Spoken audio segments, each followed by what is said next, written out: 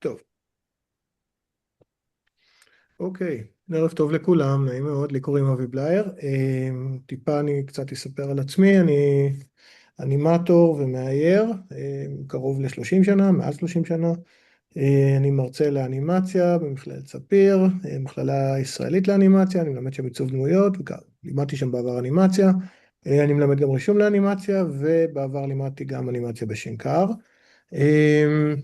זהו, אז התחלתי בתור אנימטור לפני מעל 30 שנה, השתתפתי בפרסומות, לא יודע אם חלקכם זוכרים או שהיו צעירים מדי, כמו קרלו, במבה, אירוויזיון, סדרות, ניקולודיון, כל הדברים. עבדתי על הסרט של ארי פולמן, אנה פרנק, עבדתי על הסרט של אבי נשר, פלאות, הייתי שם במאנימציה, ויצא לי להיות גם אנימטור, גם מאייר, גם ארט דירקטור וכל מיני פרויקטים. בשנים האחרונות התחלתי לעבוד כמאייר. לא יודע אם מי שמכיר, אז יש את הספרים האלה שאיירתי, הרפתקאות דודריקה ונסיכה אביגיל, גם נראה את זה, וכשסבא אליהו היה קטן, שהם קצת יותר מוכרים, של ינץ לוי, והאמת שלפני שנתיים התחלתי גם לאייר את ההוצאה המחודשת של אל עצמי, של גליל אהרון פדר. על הכריכה הם התעקשו שזאת תהיה הכריכה הישנה, אבל האיורים בפנים השתנו. זהו, אז אני ככה קצת על התפר של מאייר ואנימטור. ואחת לכמה זמן יש לי בעצם קורס רישום ואנטומיה, שמיועד למאיירים, אנימטורים, ציירי קומיקס, מעצבי דמויות וכולי. והקורס הזה בעצם זה קורס, זה מעין טירונות אינטנסיבית כזאת, שבעצם אני הגעתי אליה בתור אנימטור, זאת אומרת עבדתי כמה שנים, כאילו יצא לי כבר לעבוד, כאילו כשהתחלתי, עבדתי כמה שנים בתור אנימטור, והרגשתי באיזשהו שלב שאני קצת נתקע, ושיש דברים מסוימים שאני מגיע אליהם, אני פשוט לא יודע איך להתמודד איתם, איך לאייר אותם, איך להגיע אליהם וכולי. ובעצם לשמחתי, חבר טוב שלי שהוא גם צייר, בשם אמנון נהר, מי שמכיר, הכיר לי את המורה לאנטומיה בשם אוסוולד אדלר. כשהגעתי אליו הוא היה בן 82, איש מדהים, ובעצם פתאום כאילו פתח לי כמו עולם חדש, פתאום כאילו במקום לדמיין מה אני רואה, כשאתה מסתכל על הגוף, פשוט הבנתי מה אני רואה, כאילו במקום לנסות לנחש, לא יודע אם יצא לכם להסתכל על ספרי אנטומיה או לנסות ללמוד לבד, יש איזה לימיט מסוים, יש איזה גבול לכמה שאפשר להבין מהתבוננות בספרים, ובעצם הוא פשוט הסביר לי מה אני רואה, ואיך זה גם משתנה מצורה לצורה, זאת אומרת החשיבות שלה, אני אדבר על זה טיפה, ואני אסביר כאילו בעצם למה אני מדבר על רישום מדמיון ואיך זה קשור לאנטומיה. אז בעצם כשלמדתי אנטומיה הבנתי כאילו כשאני מסתכל על איזשהו איבר או משהו, מה אני רואה בעצם שם, מבעד לכל הצללים והגבעות וכל הדברים שיש בגוף האדם. ואז כשאתה מבין מה אתה רואה, אתה בעצם גם יכול לדמיין אותו מזוויות, כאילו מלמעלה, מלמטה וכולי. וזה החשיבות של רישום מדמיון בעצם, אוקיי? אני גם אעשה הדגמה, אני אסביר בדיוק איך זה עובד. ואז יכולתי ליישם את הידע הזה למעשה באנימציה, כי כשהתחלתי זה היה אנימציית דו-מימד, עוד על נייר, ופתאום כאילו להבין איך נראית דמות שהיא מתכופפת, מאיזה זווית, מכל האפשרויות, לצייר אותה באיזה הקצרה שאני רוצה, זה היה מדהים, כאילו, זה פשוט פתח לי כאילו עולם שלם.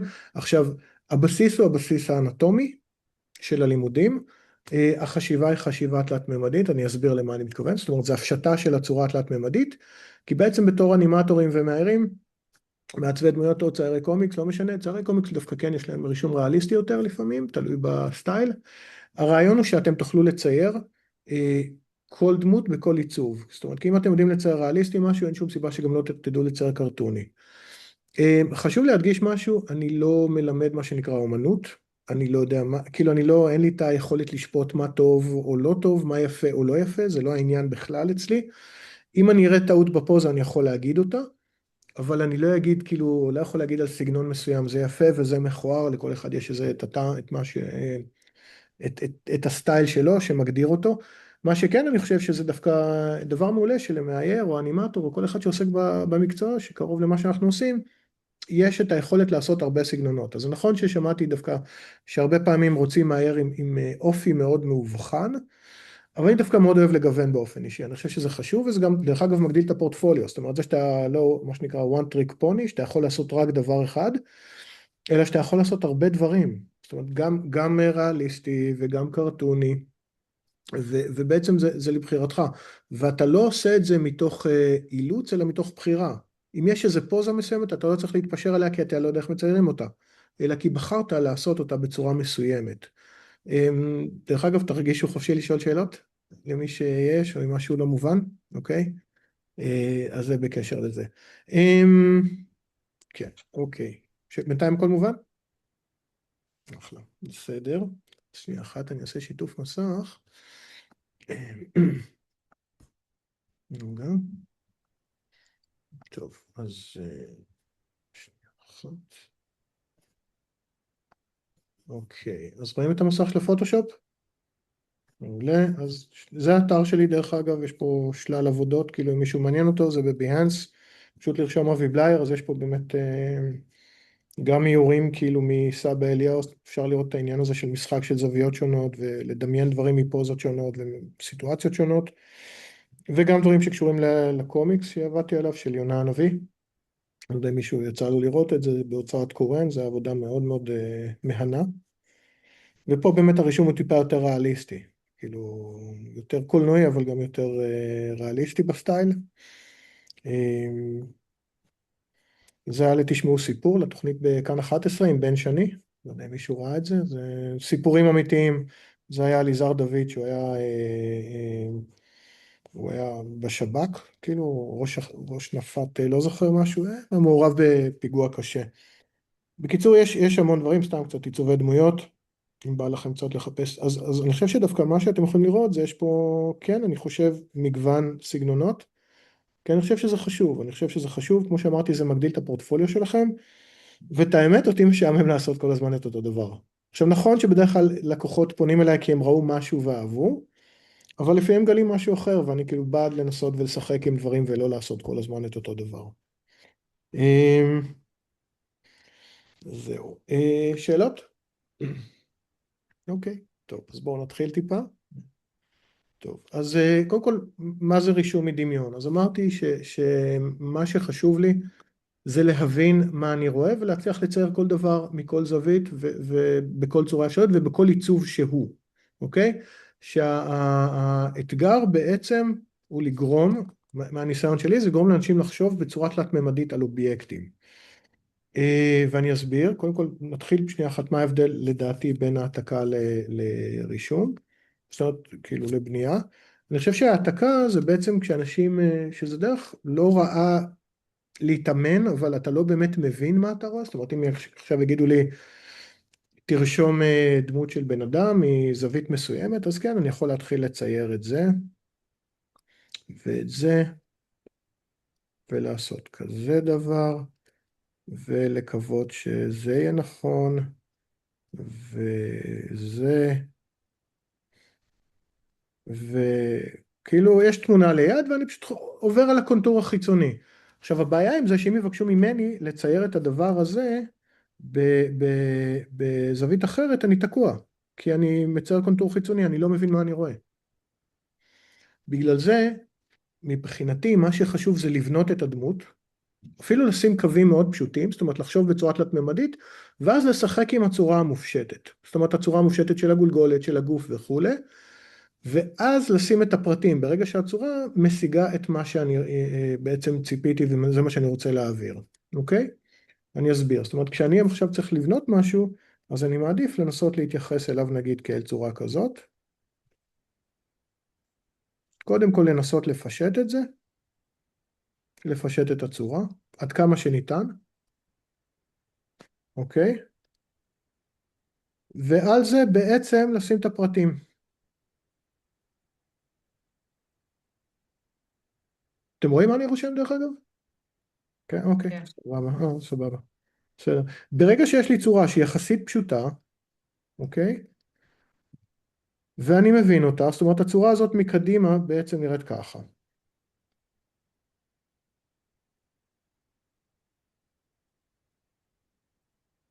נכון? משהו שהוא קצת יותר קל לעיכול מאשר נגיד לקרוא לזה פנים או גולגולת. ואז שאני יודע את זה, יש לי איזה סרגל מסוים שעליו אני יכול להתחיל לשים צורות, עוד צורות תלת-ממדיות, אוקיי? ועליהם לשים עוד צורות תלת-ממדיות. אתם רואים? עכשיו, זה בסך הכל קובייה שהתחלתי לחצוב בה ופיסלתי בה והוספתי על הדברים, בכוונה הלכתי על הפרספקטיבה הזאת, כי זאת הפרספקטיבה שבדרך כלל אנשים קצת יותר מסתבכים איתה. אבל עוד פעם, אני לא חייב לרשום את זה, ברגע שאני יודע לרשום משהו כזה, אז תיאורטית, לא, אין שום בעיה גם להצליח לרשום משהו כזה.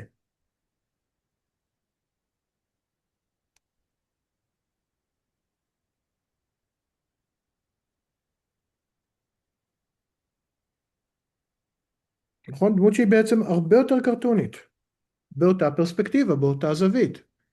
זה בעצם מאוד יפה, ולי זה מאוד עוזר, כאילו להתעסק עם זה ככה, וזה מאוד מאוד נוח גם, אוקיי? ברור? בינתיים? אז אני בעצם לוקח את כן. הגולגולת הזאת, מגניב. באמת, תרגישו חופשי לשאול שאלות, אני כזה לא יודע עד כמה זה מובן או לא מובן בינתיים, אז זה עוזר לי פשוט דרככם. אז דרך הצורות הפשוטות האלה, אני בעצם עושה את הכל. גם גולגולת וגם גוף, ועכשיו אם אני צריך, אני עושה את הקו הזה נגיד, ועליו מלביש משהו כזה. עכשיו, ומשהו כזה. ואת המשהו הזה אני הולך לכסות עכשיו בשרירים ונפחים. כולם מבינים מה רשמתי?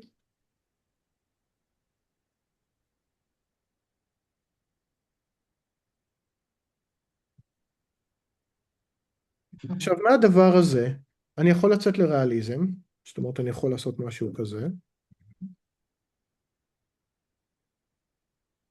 אם אני יודע אנטומיה ולמדתי אותה ואני מבין מה אני רואה,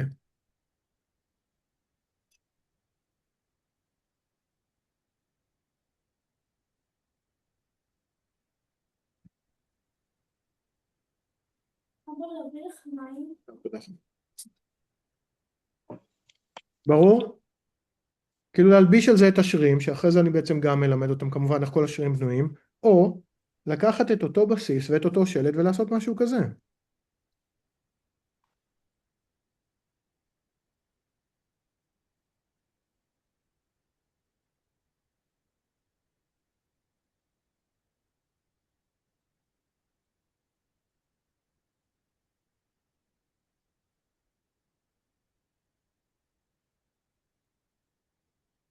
לא יודע למה אני חוזר לדמות הזאת, אבל איך שאני חוזר אליו.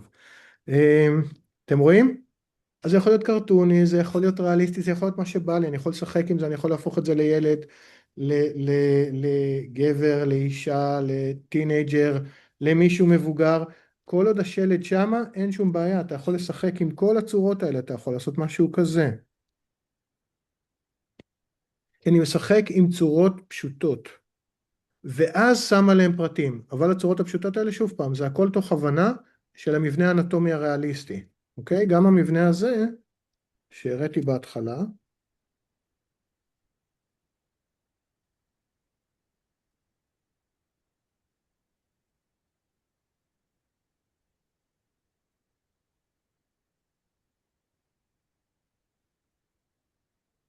אותו ניתן לשנות, להפוך אותו לכל דבר אחר, אני יכול לעשות משהו כזה.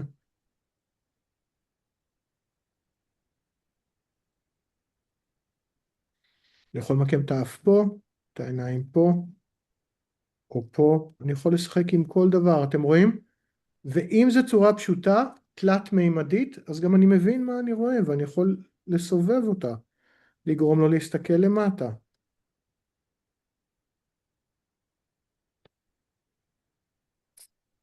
או למעלה וכולי. ברור? אוקיי, מגניב. אז גם אני יכול, כמו שאמרתי, לצאת לעיצוב דמויות, ואני גם יכול לצאת לאנטומיה, ודרך זה בעצם, דרך ההפשטה האנטומית והתלת-מימדית, אני כאילו בונה את מה שאני רוצה לצרכים שלי. עכשיו, למה זה חשוב לנו גם? כמאיירים ואנימטורים? יש לנו את החופש, בעצם, הנה כתבתי את זה, לדמיין איזה סצנות שאנחנו רוצים, כי הרבה פעמים, אני לא יודע כמה מכם מאיירים, או במאים, או כולי, יש איזה סוג של מגבלה ויזואלית נקרא לזה, לדמיין סצנות, או לחשוב בצורה תלת-ממדית.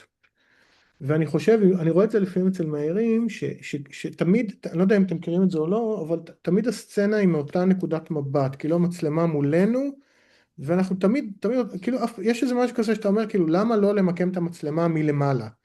למה לא לחשוב עכשיו, כאילו, סתם, יש לי דמות שצריכה להתכופף, אוקיי? ולהרים משהו סופר חשוב מהרצפה, בסדר? הנה, אוקיי? אז למה פה? למה נגיד אני לא יכול לחשוב על זה, שיש פה טבעת, לא יודע מה, ואני עושה משהו כזה?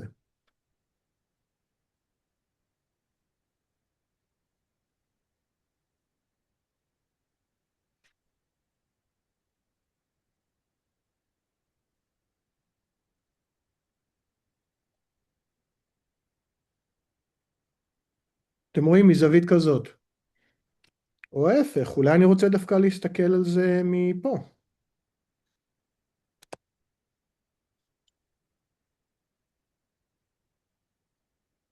עכשיו, למה זה חשוב לדעת לצייר כל דבר מכל זווית?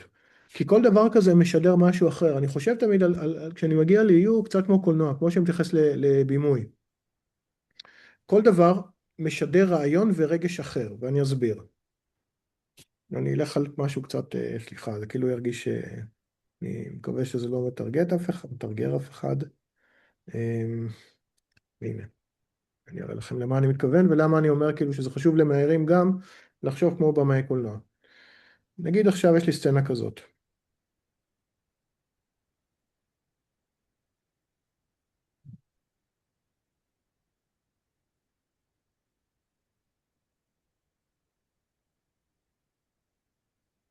אוקיי? מישהו מאיים על מישהו, והוא מאיים עליו שיכנע. עכשיו, כשאני מאייר סצנה כזאתי, ולא יודע, בוא נשים פה, נזרוק פה פח אשפה וכולי, ונעשה סמטה אפלה, לא יודע, או לא אפלה, סמטה מוארת, זה, אני בעצם צופה מהצד. מה שאני אומר לקורא או לצופה, זה אתה לא בסכנה אמיתית. מבחינת רגש. עכשיו, אני רוצה שיהיה לי את החופש לשדר מה שאני רוצה, זאת אומרת, להראות מה שאני רוצה. אז פה כרגע אני צופה מהצד ואני לא בסכנה. עכשיו, זה כאילו מישהו שאולי אני אפילו יכול לגרום לזה שאני כביכול גם מתחבא בסמטה. אוקיי? אם אני אעשה ככה, אשים פה עוד קצת פח אשפה ושקיות אשפה ולכלוכים, אז אני בעצם גם הופך אותנו כביכול מתחבאים מאחורי השקיות האלה וממש עדים לסצנה, אבל במרחק בטוח. או שמה שאני רוצה לשדר לאותו בן אדם, או לקורא, או שוב, או לצופה, זה דווקא שאנחנו מסתכלים לא מהצד הפעם, אלא מלמעלה על הסיטואציה, נקודת מבט אחרת. כן?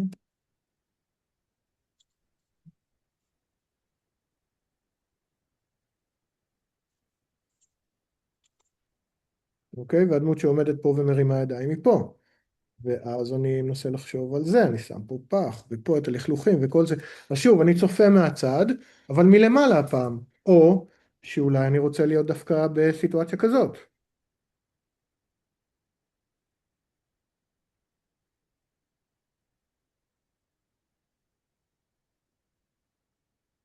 שזה פה דווקא.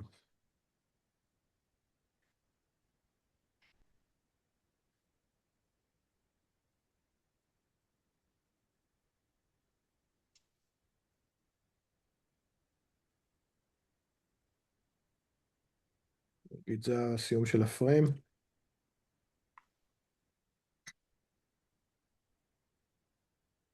אתם רואים, זה משדר לי משהו אחר. כל אחד מהנקודות מבט האלה משדר משהו, כאילו, זאת אומרת, משהו רגש אחר גם. זה יכול להיות מולי, זאת אומרת, מה שנקרא point of view. המילה החביבה בטיקטוק, כאילו, על הטיקטוק. הנה, מין POV כזה שדמות עומדת ככה, נגיד. אוקיי, ומה ממש מאיימת עלינו.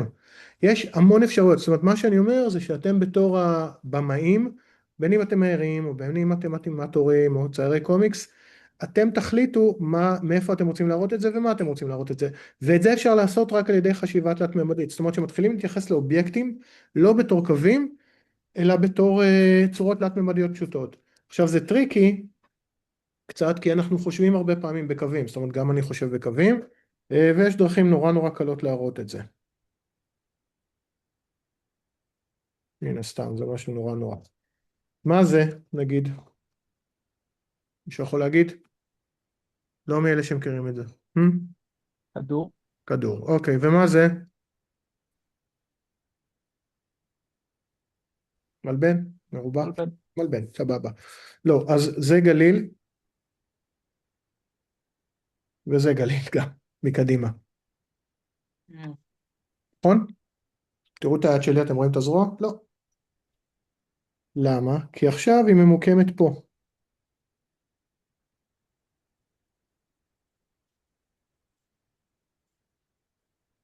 אוקיי? מה שאני צריך לעשות זה את זה. אבל זאת הזרוע. וכשאני יודע לעשות את זה ולחשוב על זה ולשים את השרירים הנכונים, אז בעצם אין לי מגבלה כאילו לחשיבה. וזה מה שאני מנסה להטמיע, וזה לוקח קצת זמן להתחיל לחשוב בצורה כזאת. כי אנחנו שוב רגילים לחשוב בקווים.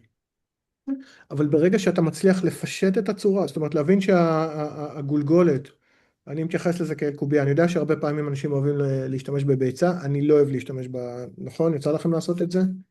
להשתמש בדבר הזה? לציור ראשים? לי באופן אישי יש בעיה עם זה, כי לביצה אין פרופיל, ולקובייה יש פרופיל, ולנו יש פרופיל, זאת אומרת הקדימה שלנו לא נראה כמו הפרופיל, אוקיי? אז אני הרבה פעמים אוהב לתחום את זה, כאילו אני לא יכול לצייר, וזה גם נורא חשוב בהקצרות, כאילו להבין, כאילו זה חייב להיות ריבוע לדעתי, או צורה עם פאות, הן יכולות להיות מעוגלות, אבל לא ביצה, כי אי אפשר לעבוד עם זה, כי אתה לא יודע מה קדימה ומה פרופיל. אז שוב, החשיבות התלת-ממדית וההלבשה של הצורות האנטומיות, זה בעצם מה שאני מלמד. בנוסף, בגלל שאני בא מאנימציה, אז אני גם מדבר המון, סליחה, על פוזות נכונות. לא יודע אם יצא לכם לרשום פוזות ואתם מרגישים שהן קצת קפואות, הפוזות, כאילו משהו לא זורם, משהו לא דינמי, אז זה משהו שמגיע שוב מאנימציה. העניין הזה של משקל נכון, ואני לא מדבר על כמה אנחנו צריכים לשקול, אלא המשקלים בגוף, איך הגוף נוטה לאיזושהי צורה מסוימת, מה הכוונה? כשאני מתכופף, לקחת משהו, כמה הברכיים צריכות להתכופף, תמיד אנשים לא יודעים מה לעשות עם היד, מה קורה עם היד, מה אני עושה עם היד, נכון? מה אני עושה איתה, איפה היא תהיה, אוקיי? יש המון דברים שאני יודע שאנשים נתקעים, כאילו מה לעשות עם היד, יש את היד שעושה משהו בדרך כלל, והיד השנייה, מה עושים איתה? אז לחשוב על דברים בצורה יותר טבעית, כאילו, איך אנחנו נראים כשאנחנו מתכופפים, אוקיי? או איך אנחנו נראים כשאנחנו סתם נשענים, כי על העניין הזה של איך משיגים פוזה דינמית.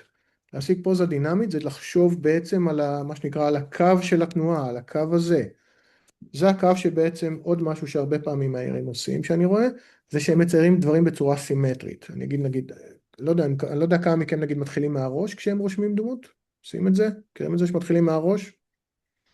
עכשיו, מה הבעיה עם זה? שאם אתם תתחילו מהראש, רוב הסיכויים שהציור שלכם יהיה ככה.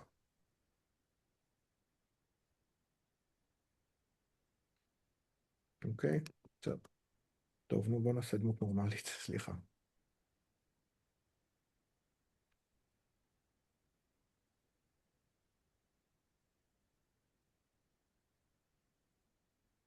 טוב. אז אני מתחילים מהראש כי זו צורה שנוח לנו גם לרשום אותה בדרך כלל, כי אנחנו גם חושבים שזה מאוד מרשים ונכון, ואם נצליח לצייר ראש נכון, זה ימכור לנו את שאר הזה. עכשיו, זה טעות. למה זה טעות? זה לא, בוא נגיד, גם בקלוזאפ אני חושב שזה טעות ואני אסביר. אתם יכולים להסתכל עכשיו על המסכים של כולכם, אין פה בן אדם אחד עם ראש ישר, כולל אני. והסיבה היא, זה שאנחנו נשענים תמיד על צד אחד של הגוף, גם כשאנחנו עומדים. אוקיי? תמיד אנחנו מחפשים להעביר משקל. כשמישהו עומד רק בעמידת דום, שהמשקל שווה בשני הצדדים, רק אז הראש יכול להיות סימטרי. כי תמיד אנחנו בדרך כלל ככה, או ככה, או ככה, או ככה, אוקיי? הנה, אני אסביר את זה שנייה אחת. זה אומר שהמשקל שווה על שתי הרגליים. לרוב כשאנחנו עומדים, נדמה לי אנחנו נשענים על צד אחד, נכון? גם עכשיו רובכם נשענים על איזשהו צד, נכון? אפשר לראות את זה לפי הכתף הגבוהה. הנה אצלך אריאל, חורש, תראי את הכתף כמה שהיא גבוהה, אוקיי? בדיוק, כי את נשענת על צד אחד כרגע.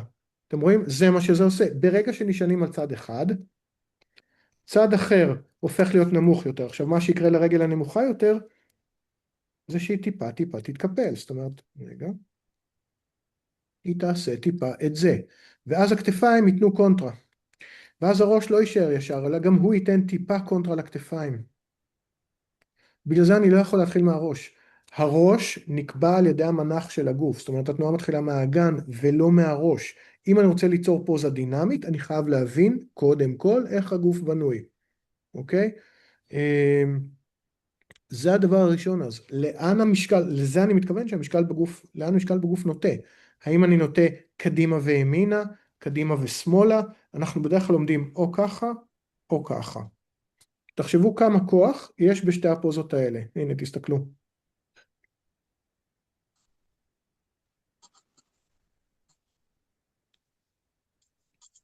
הנה, אחד הקווים האלה, נגיד אני יכול להגיד לכם, איזה קו נראה לכם, רגע, שזה הפוך, סליחה.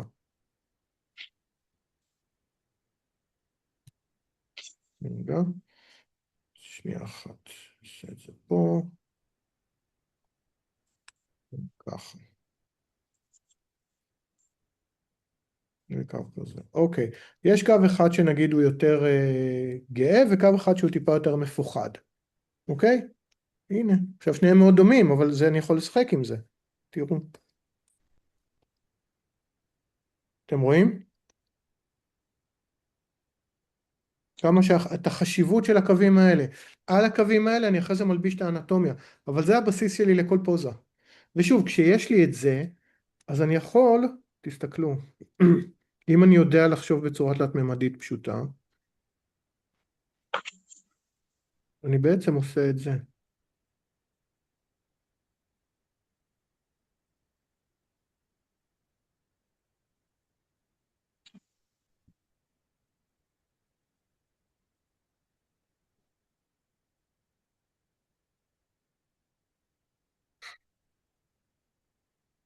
ברור?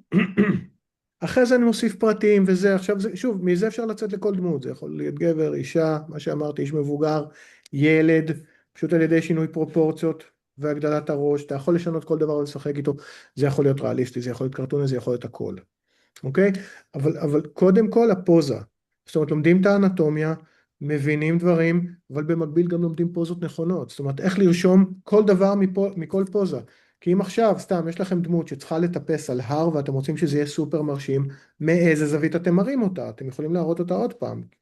מפה, מטפסת ככה בפרופיל, אתם יכולים לראות אותה מפה, מהזווית הזאת.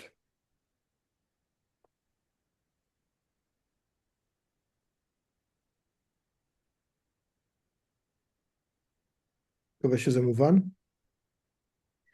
או מזווית כזאת נגיד.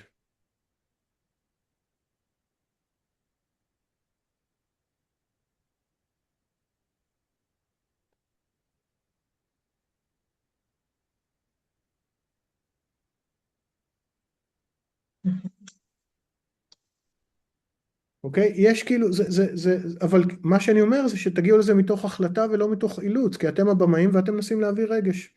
ואני צריך לחשוב מה אני רוצה להראות. שאלות. אוקיי. אז ועל זה, אחרי זה, ברגע שלומדים את זה, אז שוב, מלבישים את השרירים הנכונים, מבחינה אנטומית, את השכמות, את כל מה שצריך, את השרירים פה ביד וכולי. אוקיי? לא חייבים, אבל כן חייבים להבין מה רואים. חייבים לדעת האנטומיה כדי לשחק איתה. בסדר? במקביל לדברים האלה, אני גם מתעסק כמו שאמרתי, לומדים עוד דברים, לומדים תאורה, זה מאוד מאוד חשוב, אני ראיתי שלא נוגעים בזה לדעתי בקורסים של איור, זאת אומרת איך לאייר סצנה. יש חוקים וטכניקות כדי שהכל לא ירגיש על אותו מישור, לומדים לבוש, לומדים להלביש דמויות. עכשיו, לומדים קומפוזיציה. מבחינתי, דרך אגב, אני מתייחס לבן אדם, למכונית, לסוס ולטירה באותה צורה. זה הכל צורות תלת-ממדיות פשוטות. כאילו זה לא משנה, אוקיי? זה יכול להיות משהו כזה.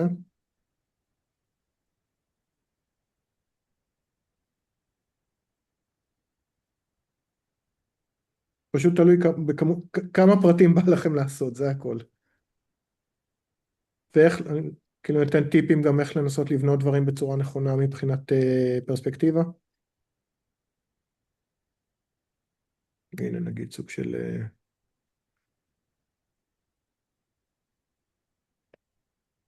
טירה כזאת מלמעלה, לא יודע. משהו כזה, אוקיי? ומעליה אתה יכול לעשות, בוא נעשה את זה.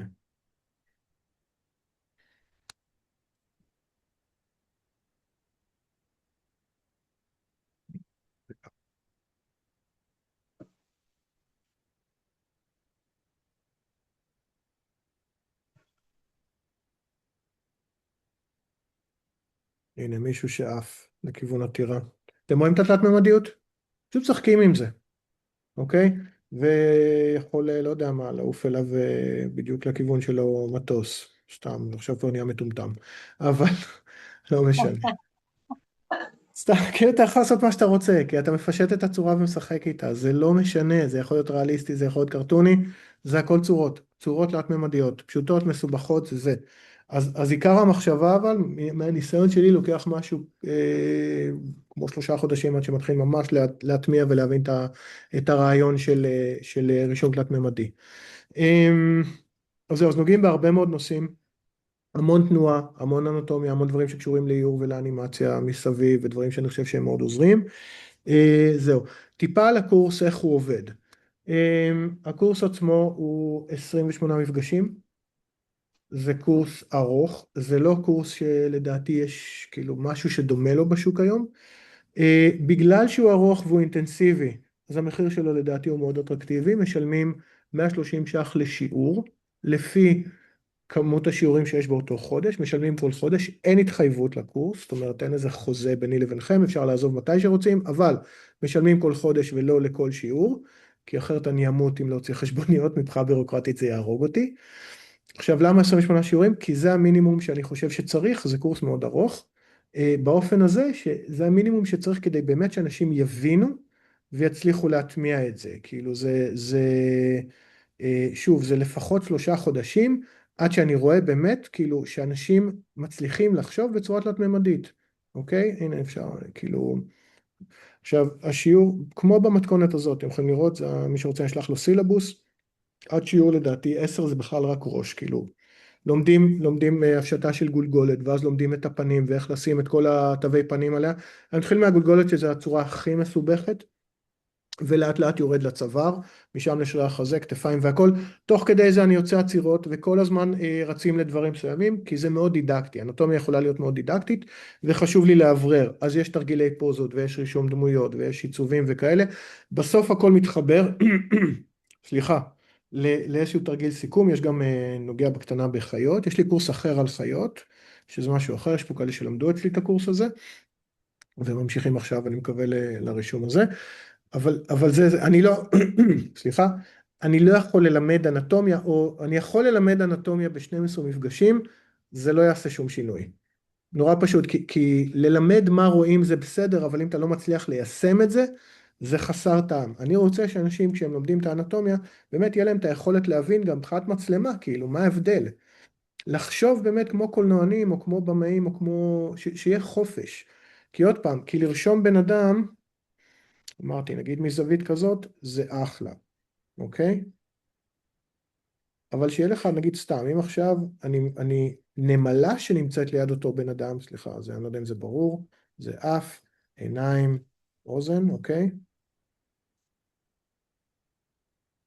והשרירים פה, שמתחברים לכתף, גולגולת. עכשיו, אבל אם אני נמלה שנמצאת ליד הדמות הזאת, אז יראה ככה.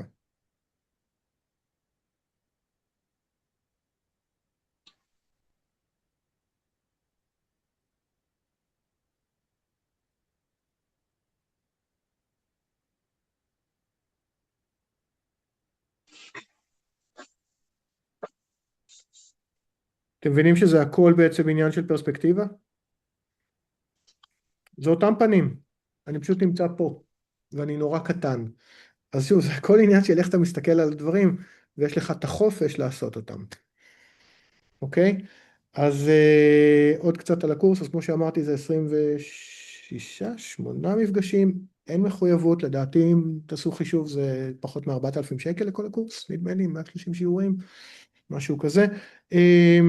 הקורס, כל שיעור מוקלט, כל שיעור שעתיים מוקלט ועולה לזום, יש קבוצת פייסבוק של הקורס, לשם מעלים את התרגילים, לשם עולה הקלטה, ושם אני גם נותן עושה paint over ומתקן, כאילו עושה את התיקונים שצריך במידה ויש, ואז כולם בעצם יכולים לראות מכולם, כאילו כולם ככה לומדים מכולם בעצם איך לתקן, כאילו מה לא היה ברור. זהו, כל שיעור גם, חוץ מזה שהוא מוקלט, אתם יכולים, הוא מועלה לדרייב, אתם יכולים להוריד אותו אליכם, כאילו, זאת אומרת, זה אצלכם במחשב פיזית. זהו, חשוב לי לציין שאני גם זמין, זאת אומרת, המון תלמידים, כאילו, שלמדו אצלי, מהערים די, לא יודע, שירלי וייסמן, יתי פרוינד, בר פביאן, כל השמות שלא יודע אם אתם מכירים או לא, למדו אצלי והם יכולים להעיד, כאילו, גם מי שרוצה טלפונים של תלמידים, אין בעיה. אני גם כאילו עוזר לתלמידים אם רוצים להתייעץ איתי על פרויקטים אישיים, אני ממש עושה זומים פרטיים, ואם משהו לא היה מובן, בחינם כמובן, וגם כנ"ל לגבי משהו לא היה מובן במהלך השיעור, אני זמין במהלך השבוע, פשוט יוצרים קשר, ואני עושה לרוב זום קצר פרטי, על מה שלא הובן, ודואג שזה יהיה ברור, כאילו. אז זהו, שאלות בינתיים? מגניב. אז אני אשמח, כמו שאמרתי, אני אשמח ככה שנתרגל, ותראו בעצם את זה כאילו פיזית, איך זה עובד ואיך זה קורה העניין הזה. אז אני לא יודע, אם יש לכם אולי פרויקטים שאתם עובדים עליהם עכשיו, אז אתם מוזמנים לקחת אותם. דרך אגב, אתם תעלו את זה אחרי זה את העבודות, אתם יכולים להעלות את זה פה לצ'אט. תבחרו פוזה כלשהי מגוגל של בן אדם אמיתי, אוקיי? ותנסו לקחת איזושהי דמות, או את הדמות שלכם. שנייה אחת, סליחה. אני אעשה משהו בסיסי. תמצאו פוזה פשוטה יחסית, לא לעשות משהו מאוד מאתגר. קחו את הדמות הזאת, פחות או יותר, או אם זה הפרופורציות של הדמות שלכם, ותנסו לרשום את הדמות שלכם, או את הצילום שבחרתם בפוזה הזאת. אני אסביר, ניקח סתם משהו מגוגל.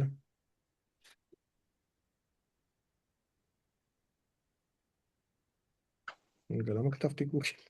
Man sitting on the sofa. ושזה גם יהיה כל הגוף, חשוב לי.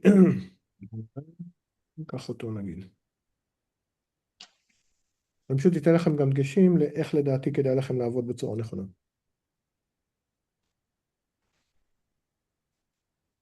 דרך אגב, אין לי בעיה עם רפרנס, כל עוד לא מעתיקים או מבינים מה רואים, אוקיי? אז דבר ראשון, כמו שאמרתי, אני מנסה להבין את מנח הגוף.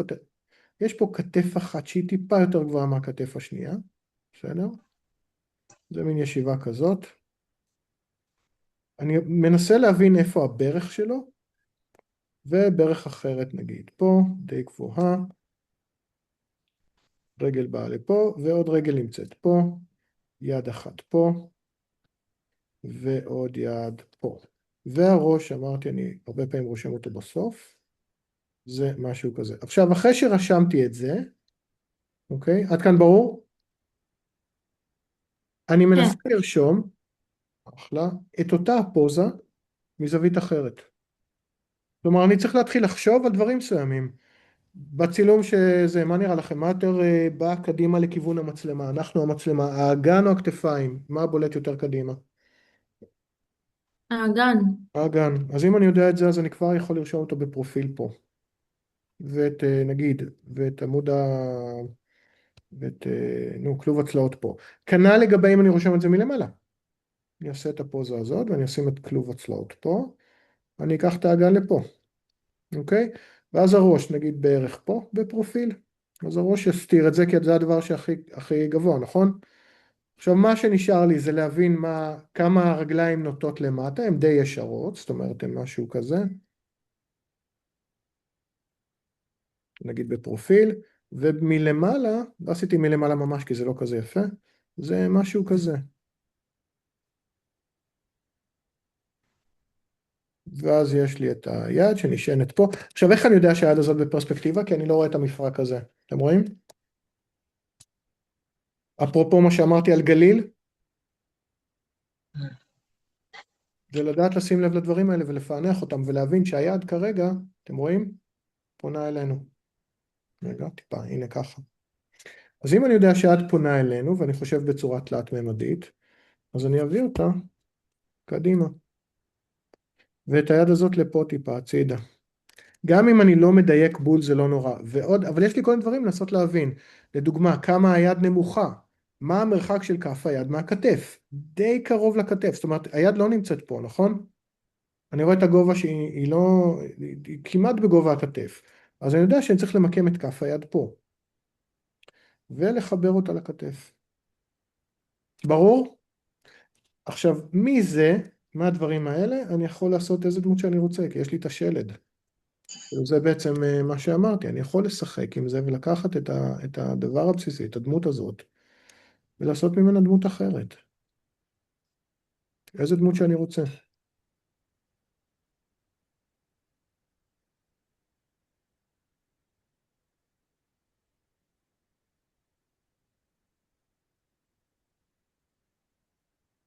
אני יכול גם לשנות את הפוזה אם בא לי, כן? כי אני לא מחויב לפוזה. אני יכול לעשות רגל כזאת, ולהביא אותה לפה, אם אני רוצה.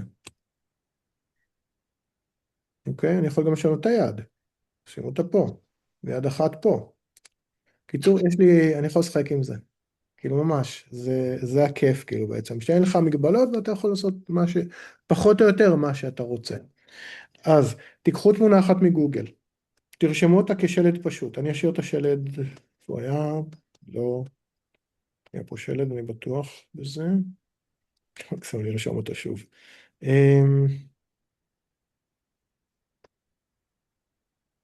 טוב, אני ארשום אותו עוד פעם. בקיצור, אתם לוקחים את השלד הפשוט הזה, רושמים אותו לפי צילום בגוגל, ורושמים את אותה פוזה מזווית אחרת כמו שהראיתי עכשיו. אתם שואלים את עצמכם שאלות, מה גובה הברכיים ביחס ל...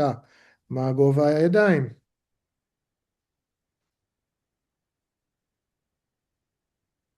אוקיי? יאללה, מגניב, בהצלחה. תעלו את זה לפה, מי שרוצה לקבל ביקורת.